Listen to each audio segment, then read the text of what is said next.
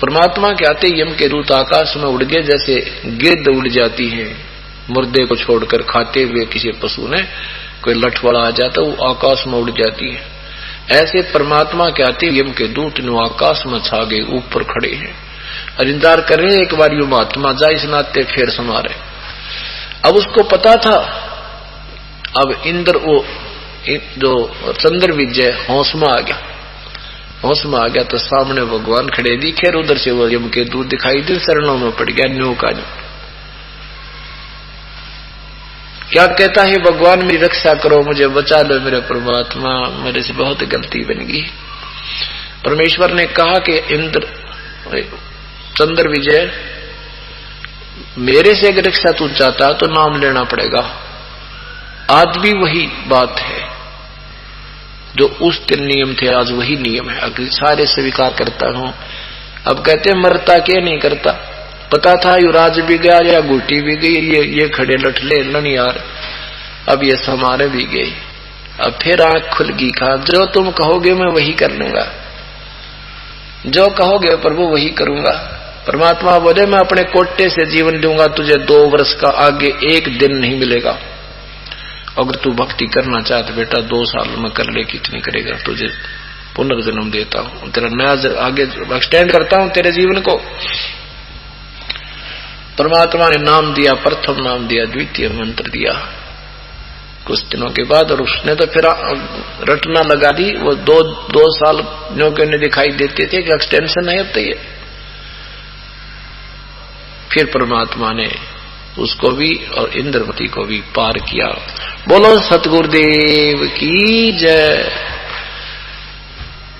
डसी सर्प ने जब जा पुकारी, इंद्रमती अकुलाय। डसी सर्प ने जब जा पुकारी, अकुलाय आपने तुरंत करी सहाय। बरोली मंत्र सुनाने वाले आपने तुरंत करी सहाय। बरोली सुनाने वाले धन धन सद्गुरु सत कबीर। भक्त की पीड़ मिटाने वाले, भक्त की पीड़ मिटाने वाले, भक्त की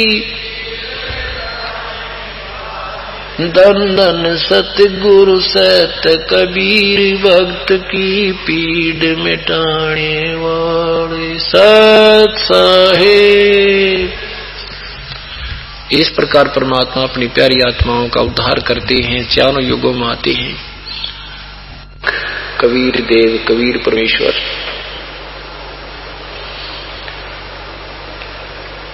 अपने सतलोक स्थान से चल करके यहाँ काल के लोक में आते हैं, और हम काल के जाल में फंसे हुए अनजान प्राणियों को स्वयं ही अपने निज घर का वो ज्ञान कराते हैं।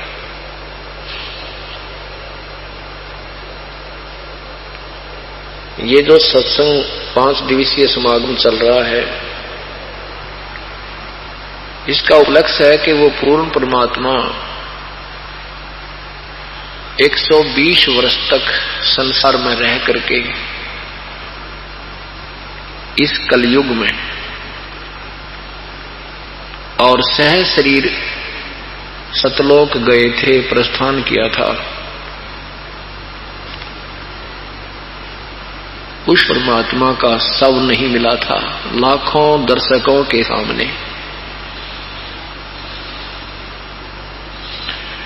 और जब तक परमात्मा रहे, इन कथित विद्वानों को, जो ऋषि महर्षि संत वेदों के ज्ञाता प्रसिद्ध थे, उनको कोई जवाब मालिक के सामने नहीं आता था। परंतु कारण क्या था कि उस समय अपने पूर्वज जो थे वो अशिक्षित थे, और उस शिक्षित वर्ग ने एक बैन लगा रखा था कि कोई भी अन्य जाति वाला संस्कृत नहीं सीख सकता, क्योंकि सब सद्ग्रंथ संस्कृत में विद्यमान थे। कोई उन्होंने बैन लगा दिया था कि कोई भी अन्य व्यक्ति ब्राह्मण जाति के अतिरिक्त कोई भी अन्य जाति वाला संस्कृत भाषा को नहीं सीख सकता, नहीं पढ़ सकता, क्योंकि उनको मालूम था कि इनको पता लग गया, अन्य व्यक्तियों को संस्कृत का ज्ञान हो गया तो तुम्हारी पोल पाट जाएगी, तुम्हारा पर्दाफाश हो जाएगा। क्योंकि परमात्मा रोज कहा करते थे कि ये झूठ बोल रहे सारे, इनको ज्ञान नहीं वेदों का, ये गीता जी के विषय में नहीं जानते हैं, ये उल्टा पाठ पढ़ा रहे हैं तुम्हें। परंतु उस समय उस परमात्मा को जिसको अशिक्षित माना जाता था, उस समय उनकी बातों का असर होना भी संभव नहीं था। परंतु उस परमात्मा ने उस चीज से कोई लेना देना नहीं था, वो अंतर्यामी थे, जाने थे कि अब ये मेरी बातों का असर नहीं होगा, परंतु आने वाले समय के लिए एक ऐसा बीज दूंगा कि जब ये समाज मेरे बच्चे शिक्षित होंगे ना, इन सब की धज्जी उड़ जाएगी। मैं जो आज बोल रहा हूं 600 साल पहले, वो मेरी बातें ये इसमें 20वीं और 21वीं सदी में क्लियर होंगी, स्पष्ट हो जाएंगी। फिर धिक्कारेगी दुनिया इन नकली संतों और ऋषियों को, और मेरे बच्चे मुझे पहचान लेंगे कि परमात्मा 600 साल पहले यही बात कहा करते थे, जो नकली संतों और ऋषियों ने आगे ऊपर नहीं आने दी। फिर मुझे समझने में देरी नहीं लगेगी, अब कोई देरी नहीं है। अब तो जिसने भक्ति नहीं करनी है, बकवाद करनी है, तो बेशक ना लगो मार्ग पर, नहीं जिसने भगवान चाहिए उसके लिए कति निर्णायक ज्ञान है, सीधा रास्ता हो गया, इसमें कोई संशय नहीं रहेगा। तो इस ज्ञान को एक बार सुन लेगा।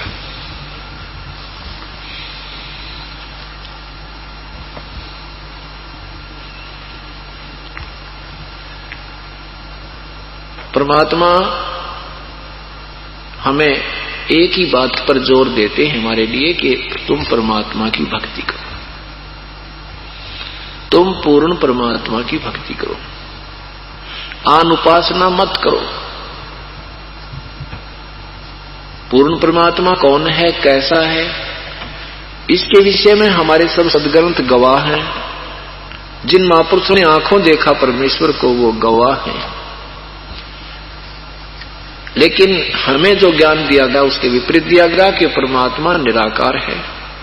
ब्रह्मा विष्णु महेश ये पूर्ण शक्ति हैं, अजरो अमर हैं, इनके कोई माता पिता नहीं। जबकि उन्हीं भगवानों के जीवन चरित्रों में लिखा है तो नासवान है। इनकी माता दुर्गा है, पिता इनका ज्योति निरंजन काल है, ब्रह्म है, क्षर पुरुष है। इसको सदाशिव, महाशिव, काल रूपी ब्रह्म आदि नामों से जाना जाता है। और वो परमात्मा 600 वर्ष पहले अपनी यही बात, यही वाणी, अमृत वाणी बोल कर गए थे, जो आज सभी सदग्रंथों से मेल खाती है।